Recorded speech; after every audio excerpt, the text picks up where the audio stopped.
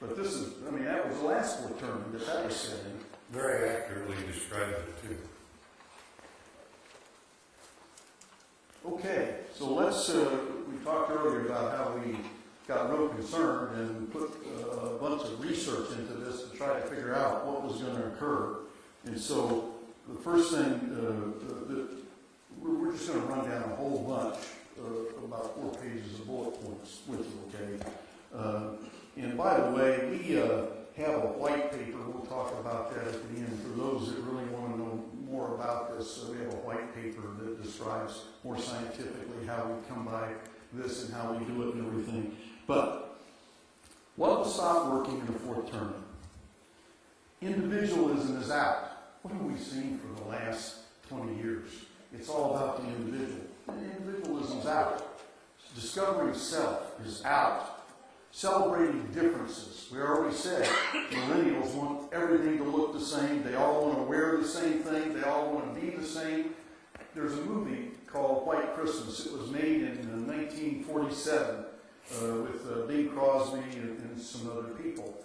They're all out of the army. The war is over. At the end of the show, they get back together in this big barn and they all wear their uniforms again. Because they all want to look the same.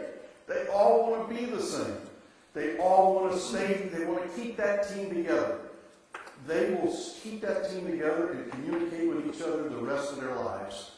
So, individualism is out. Empowering individuals is out. I don't know if the Army uses generational science, and there is no more Army of One in the TV spots for obvious reasons. Bright and giddy are out. How can I change things are out? It's how can my team make things better for others is in. No more what's in it for me. No more being flippant. That's out. And here's one that I personally like. Public talk about private matters is going out. And we're really beginning to see that. Political correctness is going out. Look, it's the Christmas tree. You know, it's a holiday tree. It's a rebellion. This could spread. Boston Tree Party. Would you have seen this cartoon a few years ago? No, a few years ago, they'd probably send us to jail for running it. Yeah. Were you shocked that we won this in the Supreme Court? I sure was. We. That's a clear change. Yeah. Okay, everything will feel a lot more urgent. I'm sure you're all feeling that, and you'll feel it even more. Survival and security will become a major priority. We got homeland security, we're worried about our borders, we got this, we got that. Social justice is no longer a priority, and we're beginning to want justice against individuals.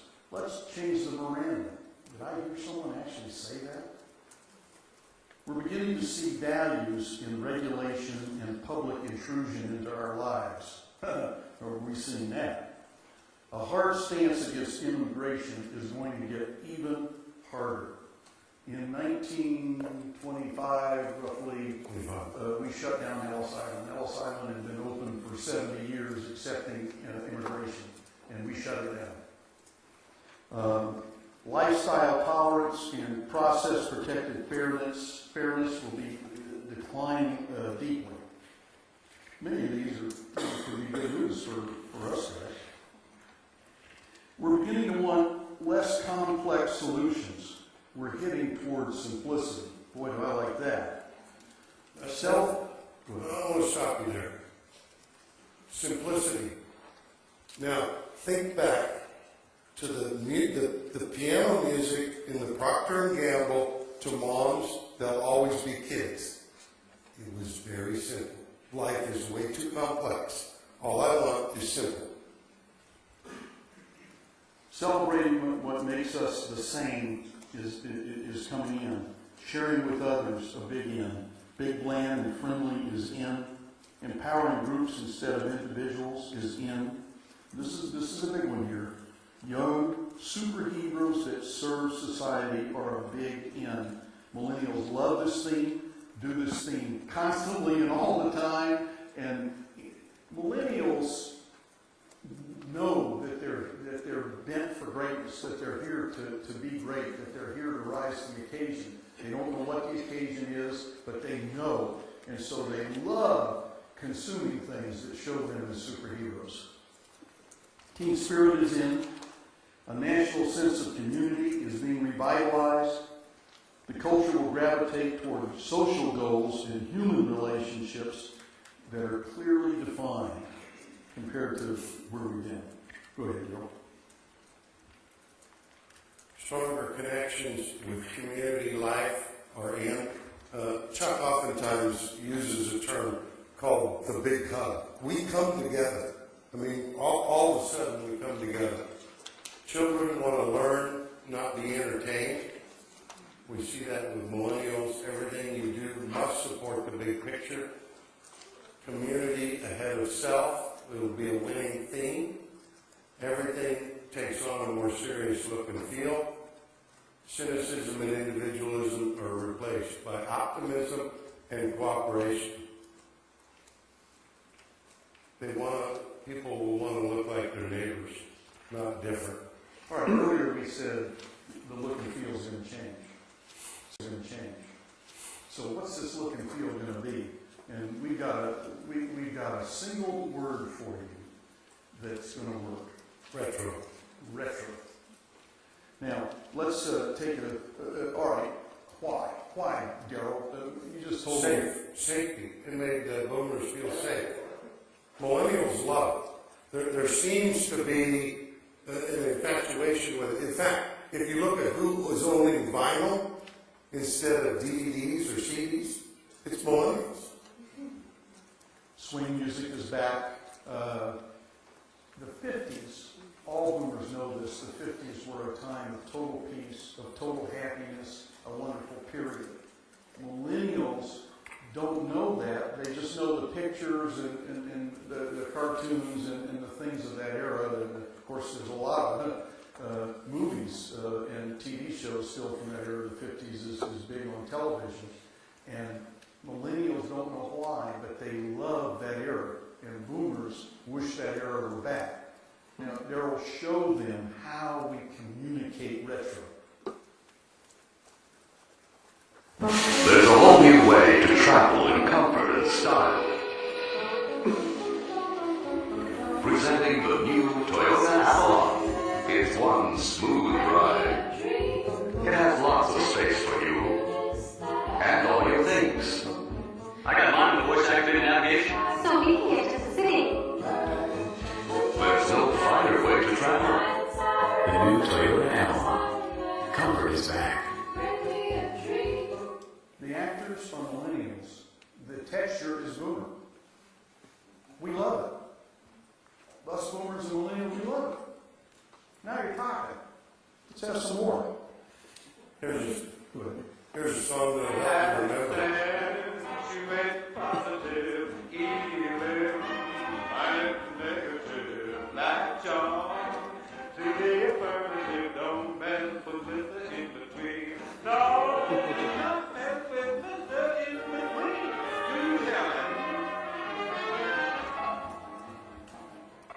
Hold that up, Earl, because I want to make a point of this. This is a song from the last fourth term, but it gives you a very simple set of rules. My parents played the song all the time, so I happen to remember the words to it. Accentuate the positive. Eliminate the negative. Latch on to the affirmative and don't mess with Mr. In Between. That's the rules of a fourth term. You got it right there. Couldn't be done more simply.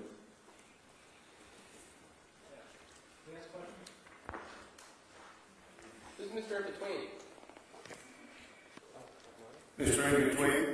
Mr. In Between is anything that's Anything in the middle. anything that's doubtful. Accentuate the positive, eliminate the negative, and no shades of I'm gray. not sure if that's positive or negative. It's out of here. I mean, in those spots those three spots we showed you, what did you see? That's all you saw was what that song said. Go ahead, girl. niche groups will fade and be replaced by major appeal issues, overarching themes. Family will become a more important focus, along with children. They'll be viewed as an important public asset, just like in the last Fort tournament. Peer pressure is back. The public will want to hear it the way it really is. Tell me the truth. Straight talk. They become more serious about the issues. They become very interested in personal stories with high emotion and texture real. We've said that before. Yeah. So, rule number 2 in a Fort tourney is depictions of private sacrifice will be greatly appreciated. I think we all remember It's a Wonderful Life. Let me just quickly tell you a story, because it's so easy, I can tell you. Jimmy Stewart plays a guy that has plans. He's going to go off, and he's going to go to college, and he's going to build dams in Egypt, and he's got all these great plans. And he sacrifices all those plans to stay there and run this little institution so that everybody else can have homes in the community. And he gets to the end of his life, and he's ready to jump off a bridge. An angel comes and talks him out of it. He's ready to jump off a bridge. And the reason he is because he thinks his life has been wasted. And he goes back home and discovers that the whole town thinks he's the greatest guy in town. Why? Because he sacrificed his plans, his wishes, his desires for the community. And that's the themes of a Fort tourney that work. Now, that's the way it was in the last tournament. So what I want to do now is show you how, just one way, and we'll show you others here, but this is just one way you depict self-sacrifice today in this tournament.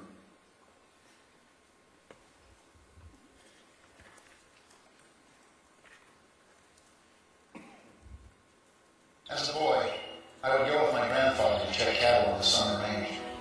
On an old flatbed truck, there was a box that was filled with grass seed. When we stopped for lunch or to fix a fence, it was my job to spread the grass seed around into the bare spots that I could find. One day it was hot, and I was tired. I said, "Grandpa, I don't want to do this. It won't matter anyway." Grandpa said, "Mike, this isn't about you. We're responsible for this land. Our job is to leave it better than we found it, and to plant seed for the folks that follow us. Leaving things better than we found them. It's a simple philosophy, but it has guided my life and my service as governor. Long after we're gone, I want people to remember Utah as a place where we met every challenge and did not waver. Let it be said that we believed, and that we cared, and that we did not forget our obligation to the next generation."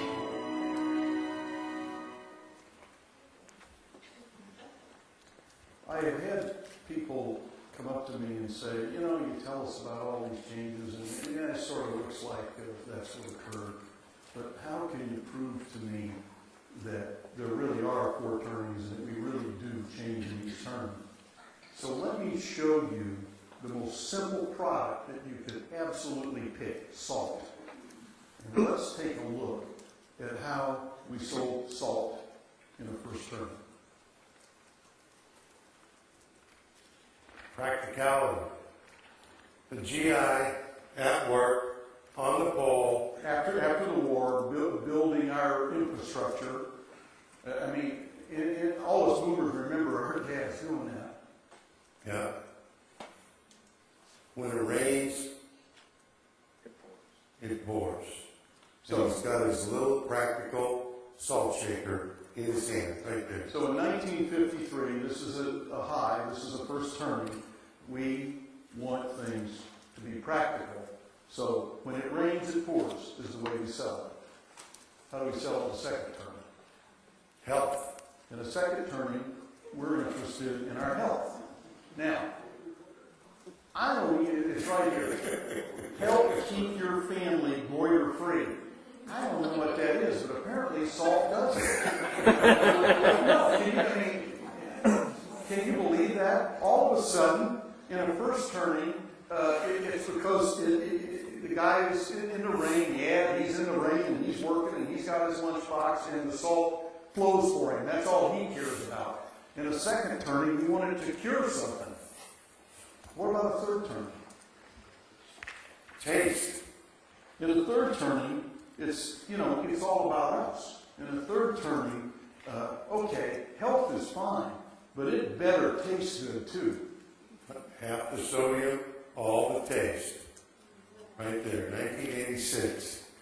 So, here's the biggie. Salt. How do we sell that in a fourth turning? Hold on to your seats.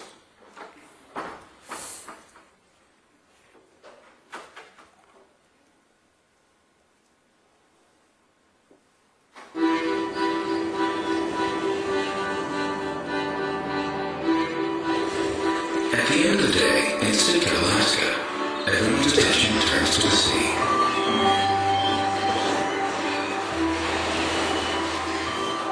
Outboard fishing boats finish the day's work and begin returning home.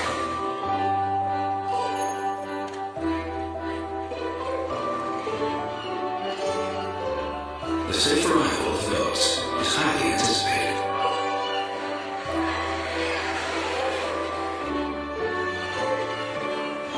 As is the arrival of something else. A shipment of natural sea salt from cargo, essential for preserving cash.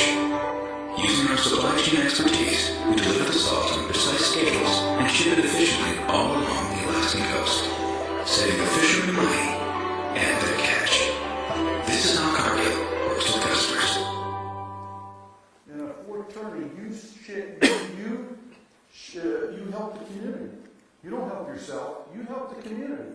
You don't help the community, we're not buying from you. Salt. That's how you sell it in the fourth turning. And you saw the other three turns, and you know how health conscious we've been in the past. Just go get some salt here. Are all of you gluten free? There you are.